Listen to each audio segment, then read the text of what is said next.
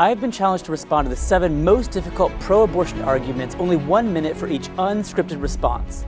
The goal is giving you a thoughtful, reasonable pro-life answer to each challenge to help you defend preborn babies. I'm Seth Drayer, and this is The Hot Seat. All right, Livy, what's the first challenge? All right, for your first challenge, let's talk personhood theory. So, Seth, let's say I'm willing to grant that a fetus is a human being. However, my claim is that they're not persons.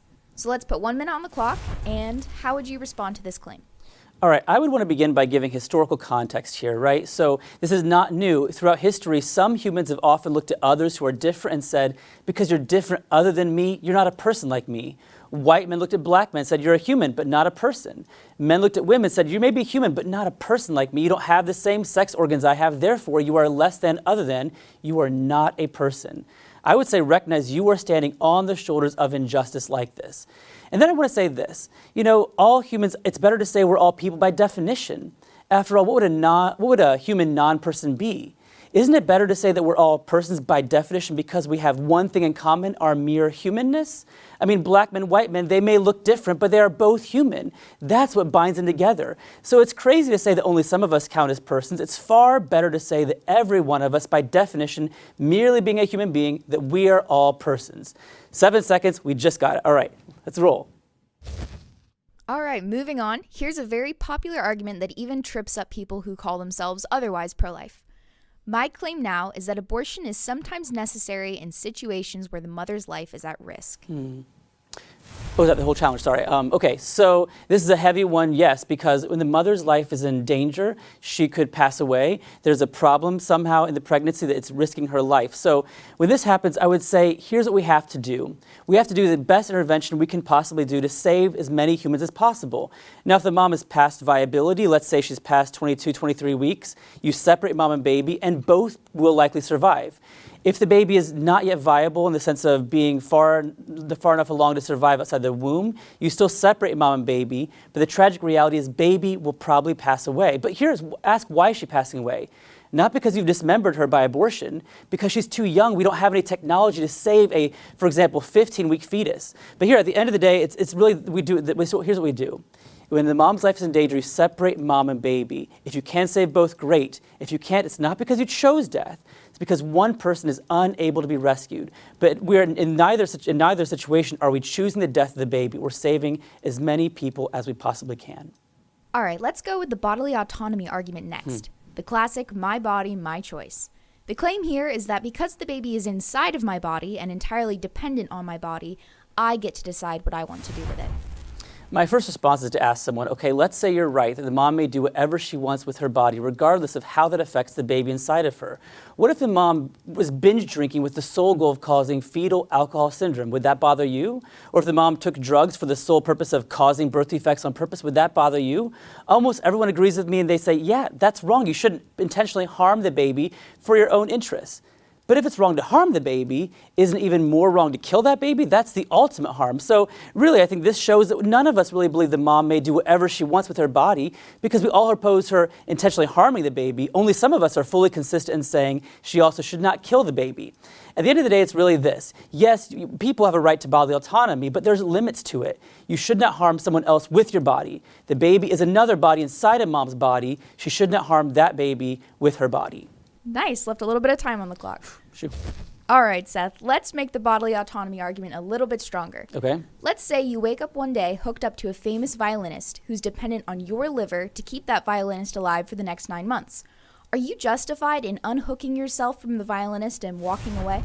Well, let's just say this. Let's say I am, for the sake of the argument, let's say I'm justified unplugging and walking away. What should I not do? Take an axe to his body, as Christopher Casor says in his book, Ethics of Abortion. I also shouldn't purposefully poison him. Even if I may unplug and walk away, I may not do anything that intentionally causes his death. If I unplug and walk away, I leave the violinist no worse off. The disease claims his life. The person making this argument is suggesting the mom is merely unplugging the baby when she has an abortion, but that's not what's going on here.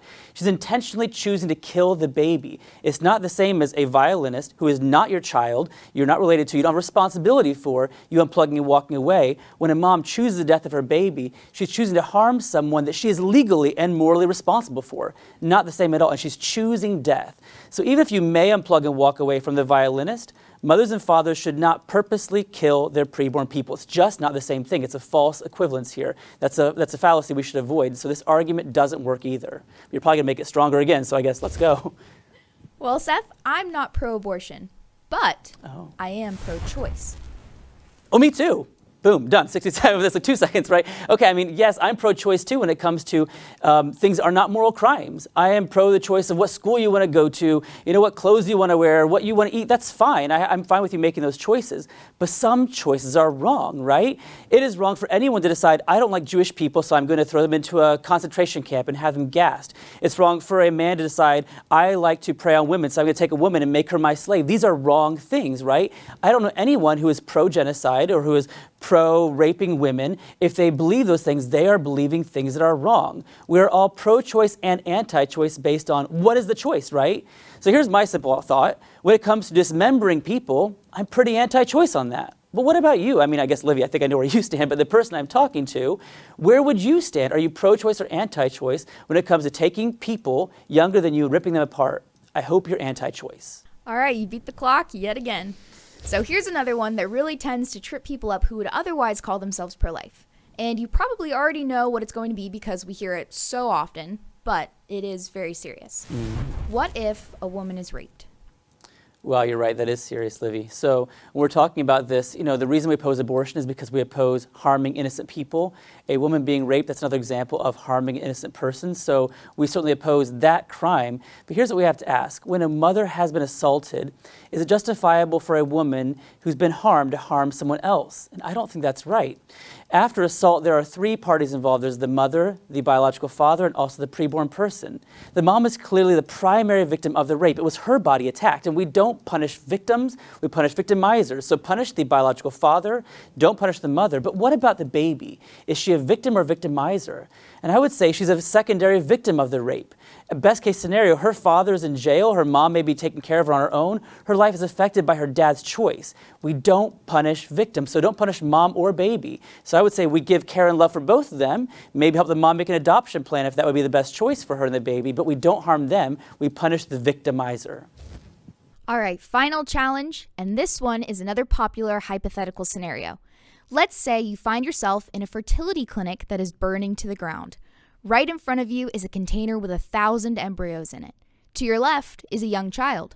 You have to choose whether you want to save the born child or the thousands of embryos. Who do you save? All right, so this question, first of all, is interesting when you talk about Seth Drayer's psychology, but that's not really the point of this, right? So who I would choose is irrelevant to what we should do in any situation. So when I think about this, even if I would choose the born child I'm seeing in front of me crying versus the embryos, that would make a commentary about what I think in any situation. It's not making comment on the value between either one of them. For example, if I'm in a room with 3 women and my wife is one of them and the room's on fire, I'm saving my wife. That's not meaning the other women are not full persons. It's just meaning I'm saving my wife. That's my choice. But here at the end of the day with the burning lab, we have to think about it this way. When you take an action, you want to know you have good reason to believe your action will be successful. If I take that Petri dish out of preborn babies, if I don't get somewhere else with another place to put them in another freezer fast, they're going to die. That born child, when I take him out the door, he will live. So I would save the born child, but not necessarily because of my interest in him, or he's more of a person. Not at all. They're equal persons. But I know I can save him. With the preborn babies, I just don't know that. So there we go. My pro-life answer to the 7 most difficult pro-abortion arguments. But how do you think I did?